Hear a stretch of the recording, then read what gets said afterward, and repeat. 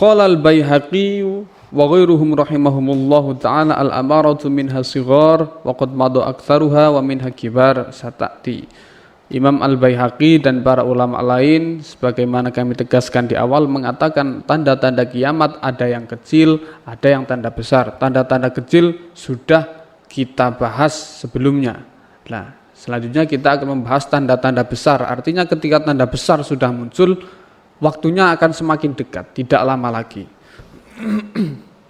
Wal nakhtim al-ahadits al-madhkurati bima rawahu Muslim fi sahihihi an Hudzaifah ibn Asid al-Ghifari.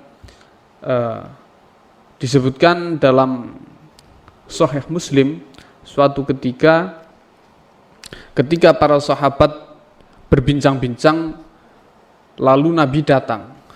Rasulullah lalu bertanya, apa yang sedang kalian perbincangkan? Para sahabat menjawab, kami memperbincangkan tentang hari kiamat. Lalu Rasulullah bersabda, kiamat tidak akan datang kecuali kalian telah melihat 10 tanda besar. Lalu Rasulullah menyebutkan akan ada dukhan, akan ada dajjal, akan ada dabbah, matahari akan terbit dari barat, akan turun Nabi Isa, akan keluar Ya'juj Ma'juj, dan akan bumi akan runtuh. Wa akhiru dzalik narun takhruju minal yaman tatrudun nasa ila mahsyarihim. Tanda akhirnya adalah akan keluar sebuah api dari daerah Yaman, dari Aden, yang menggiring manusia pada satu tempat penggiringan. Apa yang dimaksud dukhan? Menurut Mufassir Al-Alama Al-Khazin mengatakan, menyebutkan dari sahabat Hudzaifah. Ketika itu sahabat Hudzaifah menanyakan kepada Rasulullah apa yang disebut dukhan, lalu Rasulullah membacakan ayat yauma ta'tis sama'u bidukhanim mubin. Yamla'u ma bainal masyriq wal maghrib yamkusu arba'ina yauman wa lailatan amal mu'min fayusibuhu minhu kahay'atiz zukam wa amal kafiru fahuwa kasakran yakhruju min khuraihi wa udunaihi wa duburihi. Dukhan secara bahasa yaitu asap atau kepulan. Itu akan memenuhi seisi dunia. Nah, akan berada pada bumi ini selama 40 hari. Baik mukmin ataupun kafir semuanya terkena. Akan tetapi orang yang mukmin itu hanya akan seperti orang yang flu saja. Sedangkan orang kafir itu akan merasakan seperti orang yang kehilangan akal, orang yang mabuk. Sedangkan Dajjal, ada beberapa riwayat hadis yang banyak sekali. Di antaranya adalah Rasulullah bersabda, tidak ada makhluk Allah yang paling besar fitnahnya daripada Dajjal. Nabi juga mendeskripsikan Dajjal itu seseorang yang mata kanannya itu buta, seolah buta dan menonjol seperti anggur. Ma min nabiyyin illa waqad anzara ummatahu al-aqwar al-kadzdzab ala innal a'war wa inna rabbukum laisa bi'awar maktubun baina ainaihi kafir. Setiap nabi semuanya mengingatkan pada umatnya jangan sampai tertipu oleh orang yang buta dan suka berdusta. Yang dimaksud adalah Dajjal. Tuhan kalian bukanlah orang yang buta. Ini karena apa? Dajjal akan mengaku sebagai Tuhan. Di antara kedua mata Dajjal akan tertulis tulisan kafir. Lalu Dajjal memiliki kemampuan-kemampuan yang di luar nalar. Memang sengaja diberi Allah kemampuan seperti itu. Ini sebagai fitnah akhir zaman. Contoh, Dajjal bisa menghidupkan orang yang sudah mati. Dajjal akan mengatakan pada seseorang, saya akan menghidupkan saudaramu atau ibumu yang sudah mati. Lalu setan berpura-pura menjadi saudaranya dan kemudian hidup kembali. Lalu Dajjal mengatakan, apakah saya Tuhanmu? Lalu orang tadi mengatakan, iya, kamu Tuhanku. Ini banyak yang terbujuk oleh Dajjal karena memiliki kemampuan-kemampuan yang hebat. Lalu selain bisa menghidupkan makhluk yang sudah mati, juga bisa memerintahkan hujan. Langit menurunkan hujan, memerintahkan bumi menumbuhkan tumbuh-tumbuhan.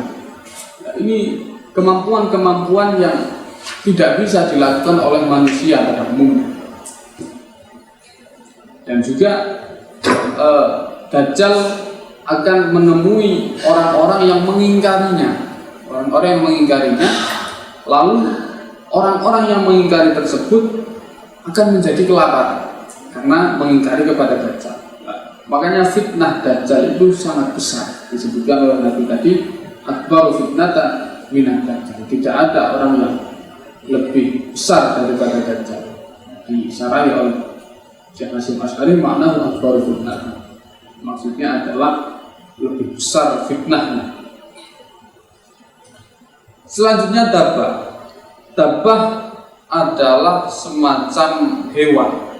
Itu akan keluar dari Masjidil Haram pada saat Nabi Isa dan orang-orang muslim tawaf, maka seketika Gunung Safa akan terbelah, dan dari situlah dabbah akan muncul.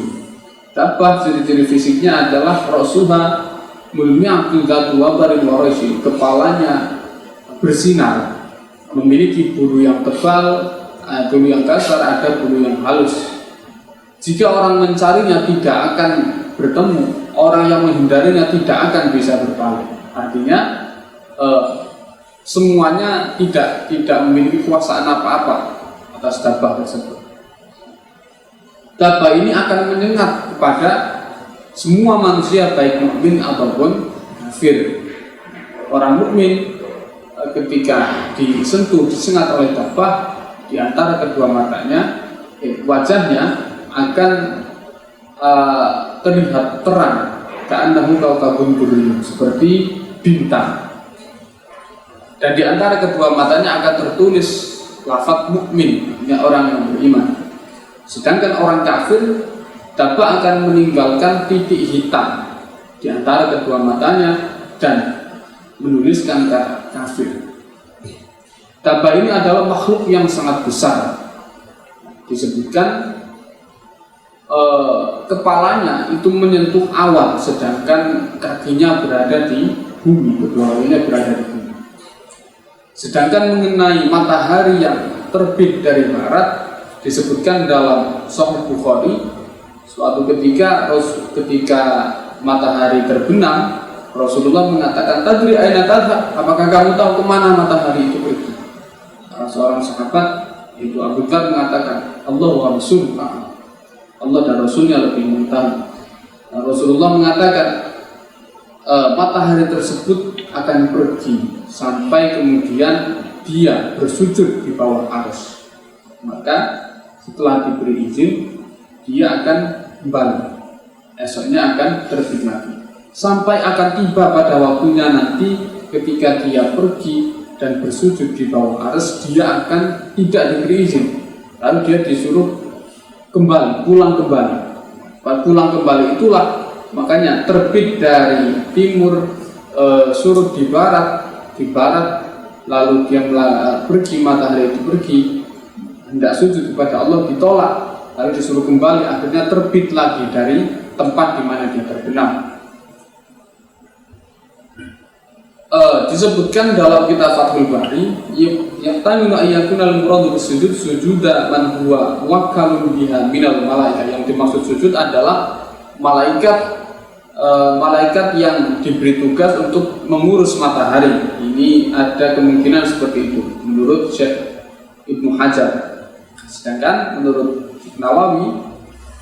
Imam Nawawi, wa amma sujudus syamsi fa huwa tamyizun wa idrakun yakhluquhu Allah taala fiha. Sujudnya matahari adalah matahari diberi kemampuan untuk membedakan dan memahami. Entah pemahamannya bagaimana. Jadi menurut Imam Nawawi seperti itu. Apa yang difahami, apa yang dibedakan, apakah sama seperti pemahaman dan tamyiznya manusia, entah Allah. Wa amma nuzulu Isa, adapun tanda kiamat mengenai turunnya Nabi Isa, disebutkan dalam Sahih Muslim. Suatu ketika Rasulullah membicarakan tentang Dajjal. Rasulullah melirihkan suaranya, lalu tiba-tiba Rasulullah mengeraskan suaranya, seolah-olah Dajjal, para sahabat mengira seolah-olah Dajjal itu ada di antara pohon-pohon kurma, seolah sudah dekat. Lalu Rasulullah mengeraskan suaranya agar para sahabat berhati-hati. Lalu keesokan harinya, suatu ketika salah seorang sahabat menanyakan, "Ya Rasulullah, kenapa engkau ketika menceritakan Dajjal, engkau pada mulanya melirikkan suara, selanjutnya panjenengan mengeraskan suaranya sampai kami mengira Dajjal sudah dekat, yaitu di antara pohon-pohon kurma ini?" Lalu Rasulullah mengatakan, "Ada yang lebih menakutkan selain Dajjal kepadaku. Aku lebih takut dengan ini daripada Dajjal, lebih berbahaya dari kalian." Tapi selanjutnya Rasulullah mendeskripsikan Dajjal. Ketika Dajjal keluar dan aku ada di antara kalian, artinya aku masih hidup, fa'ana hajijuhu, maka cukuplah aku yang melawannya. Nah, ini tandanya Rasulullah pun belum diberitahu kapan kiamat itu, sampai beliau mengira andai Dajjal keluar dan aku masih ada. Wa yakhruja wa astufikum famrun hajijun nafsi, dan ketika famrun hajijun nafsi. Wallahu khalifati ala kulli muslim. Aku pasrahkan semua orang Islam kepada Allah. Dajjal adalah orang yang masih muda dan memiliki rambut yang keriting. Matanya seperti tadi, buta yang sebelah kanan dan menonjol. Ka'anni usyabbihuhu bi Abdul Uzza ibn Qatan. Seolah yang mirip adalah Abdul Uzza ibn Qatan. Barang siapa yang menemui Dajjal, maka bacalah pembukaan surat Al-Kahfi. Ini sebagai salah satu ikhtiar terhindar dari fitnahnya Dajjal.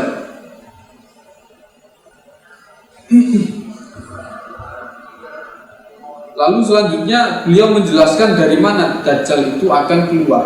Dajjal akan keluar di antara Syam dan Irak, di antara tanah Syam termasuk Syria, antara Syria dan Irak. Dia akan merusak fa'ata yaminan wa'ata shimalan, merusak kanan dan kiri. Ya ibadallah fadhudu, tetaplah pada iman kalian. Lalu para sahabat menanyakan, Dajjal di bumi berapa hari ya Rasulullah? Berapa masanya? Rasulullah menjawab 40 hari. Ada satu hari yang masanya seperti 1 tahun. Satu hari itu terasa 1 tahun. Memang waktunya menjadi sangat panjang sekali. Biasanya misal dari matahari terbit sampai terbenam itu misalkan 12 jam, pada saat itu 1 tahun baru terbenam. Wa yaumun kasyahrin, dan 1 hari yang seperti 1 bulan. Wa yaumun kajumatin, dan 1 hari seperti 1 minggu. Nah, setelah itu hari-hari kembali normal. Lalu para sahabat bertanya, ketika terjadi 1 hari yang panjangnya seperti 1 tahun, apakah cukup kita sholat 5 kali ya Rasulullah? Jawab Rasulullah, tidak, kira-kirakanlah. Jadi ya sholat selama 1 tahun, tidak 5 kali selama 1 tahun. Dulu lahu qadra. Lalu para sahabat menanyakan, bagaimana kecepatannya ya Rasulullah? Kecepatannya kalau ghaifi istadbarat adri, seperti hujan yang diiringi dengan angin. Cepat sekali. Dajjal akan mendatangi suatu kaum dan mengajak mereka. Mereka akan mengimani kepada Dajjal dan menyembah Dajjal. Dajjal memerintahkan langit, lalu langit turun hujan. Dajjal memerintahkan bumi menumbuhkan tumbuh-tumbuhan. Lalu ternak, hewan ternak para pengikut Dajjal tersebut akan menjadi sangat subur. Susunya menjadi banyak, dagingnya menjadi banyak. Lalu akan ada orang yang mengingkarinya, faisbihuna mumhilina laisa bi'aidihim syai' min amwalihim. Lalu mereka menjadi lapar dan tidak punya apa-apa. Suatu saat Dajjal akan lewat pada bumi yang rusak. Lalu Dajjal mengatakan, akhriji kunuzaki, keluarkanlah simpanan-simpanan, fatatba'u kunuzaka ya'asi bin nahri. maka simpanan-simpanan bumi tersebut akan keluar mengikuti Dajjal sebagaimana para lebah mengikuti pemimpinnya. Selanjutnya Dajjal akan memanggil seseorang, akan dia potong menjadi dua, lalu dia panggil salah satu potongannya, dan yang dipanggil akan menghadap dan wajahnya menjadi terang dan dia tersenyum. Ini sebuah fitnah yang sangat besar, seolah-olah wajahnya tersenyum dan bersinar, itu menjadi pertanda bahwa Dajjal itu al-haq, tapi pada agama yang benar. Ketika sudah terjadi seperti itu, Allah akan menurunkan Nabi Isa indal manaratil bayda, menurunkan Nabi Isa di menara yang putih pada arah timur tanah Damaskus. Baina mihrawadatain, Nabi Isa menggunakan baju yang diberi warna. Nabi Isa akan turun dalam keadaan tangannya memegang sayap-sayap malaikat. Idza taqta'a ra'sahu qattara wa idza rafa'ahu tahaddara min wujuman. Ketika menundukkan kepalanya akan menetes air-air, dan ketika Nabi Isa mengangkat kepalanya akan menetes air seperti berlian karena saking berlian. Maka tidak ada satu orang kafir pun yang menghirup mencium bau nafas Nabi Isa kecuali dia akan mati. Padahal nafas Nabi Isa akan menyebar sejauh pandangan mata Nabi Isa. Nabi Isa selanjutnya akan mengejar Dajjal dan akan menemukannya di Babiluddin, sebuah tempat bernamakan Babiluddin. Beliau akan membunuh Dajjal di situ. Sumayati Isa bin Maryam ila qaumin qad asamahumullahu minhu. Lalu Nabi Isa mendatangi sekelompok orang yang dijaga oleh Allah dari Dajjal. Nabi Isa akan mengusap wajah mereka dan menceritakan kepada mereka derajat mereka di surga. Ketika itu Allah memberi wahyu, inni qad akhrajtu ibadani la yadani li ahadin bi qitalihim faharis ibadi ila tu. Allah telah mengutus hambanya yang tidak ada yang mampu menandinginya. Jika berperang melawan hamba tersebut, tidak akan ada yang menandinginya. Yang dimaksud adalah Ya'juj Ma'juj. Maka ungsikanlah para orang-orang muslim, hamba-hamba ila Tur, pada gunung Tur. Selanjutnya Ya'juj dan Ma'juj keluar dari segala arah bumi. Lalu mereka mengepung Nabi Isa dan orang-orang muslim. Akhirnya Nabi Isa dan orang-orang muslim akan terbebas dari kepungan tersebut setelah Allah mengutus belatung An-Nabaf Firibabim. Allah mengutus belatung untuk mengerogoti leher-leher, untuk mengerogoti dabbah Ya'juj dan Ma'juj tersebut. Ausbihuna farsa kamautin asasin wahidah. Maka mereka semua akan mati. Setelah Ya'juj dan Ma'juj semuanya mati, Nabi Isa dan para orang mukmin turun dari pengungsian. Ketika mereka turun, mereka tidak akan menemukan sejengkal tanah pun kecuali telah penuh oleh jasad Ya'juj dan Ma'juj dan dipenuhi oleh bau tidak sedap mayat-mayat mereka. Fayarghabu Nabiyullah Isa alaihi salam wa ashabuhu ilallah fayursilullahu tayran ka'anaqil bukhti. Selanjutnya setelah bumi penuh dengan bangkai Ya'juj Ma'juj, Allah mengutus burung yang memunguti bangkai-bangkai tersebut dan dibuang pada tempat yang dikehendaki oleh Allah. Selanjutnya Allah menurunkan hujan untuk mengembalikan kesuburan bumi. Nah, dikatakan imbiti samrotaki waraddi barokataki, tumbuhkanlah kembali buah-buahanmu, kembalikanlah keberkahanmu. Maka pada saat itu takulul isabatu minar rumana, orang dalam jumlah banyak akan memakan delima saja. Itu bisa mencukupi orang dalam jumlah banyak. Wa yastadhilluna biqihfiha, dan mereka akan membuat tempat pengungsian dari kulit delima tersebut. Wa yubaraku fir risli hatta innal lakhata minal ibil la takfi alfi ama minan nas. Dan Allah menurunkan berkah pada susu hewan-hewan ternak. Bahkan susu onta itu onta yang satu onta itu akan bisa mencukupi banyak orang. Dan sapi akan bisa mencukupi orang satu kabilah, dan kambing akan bisa mencukupi untuk satu keluarga. Fabainahum kadzalik idz ba'atsallahu rihan thayyibah fata'khudhuhum tahta abatihim fataqbalu ruha kulli mu'min wa muslim. Ketika keadaan sudah nyaman, sudah enak kembali, lalu Allah mengutus angin yang berhembus lalu mencabut setiap ruh orang-orang mukmin, dan yang tersisa hanyalah syirarun nas. Nah, yang tersisa hanyalah orang-orang yang jelek, yang buruk. Yataharujuna fiha taharujal humuri fa'alaihim taqumus sa'ah. Mereka akan kebingungan, mereka akan terombang-ambing. Pada merekalah kiamat akan menimpa. Tanda yang terakhir yaitu api yang keluar dari Yaman, yaitu fahi al-hasyiratu linnas, api yang akan menggiring manusia kepada tempat menggiring.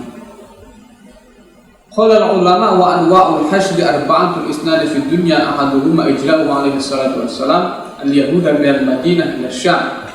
Ada 4 penggiringan disebutkan oleh para ulama. Penggiringan manusia ada 4, yang 2 terjadi di dunia. Yang satu tadi digiring oleh api, yang satunya lagi adalah dulu terjadi ketika zaman Rasulullah menggiring orang Yahudi dari Madinah pergi ke Syam.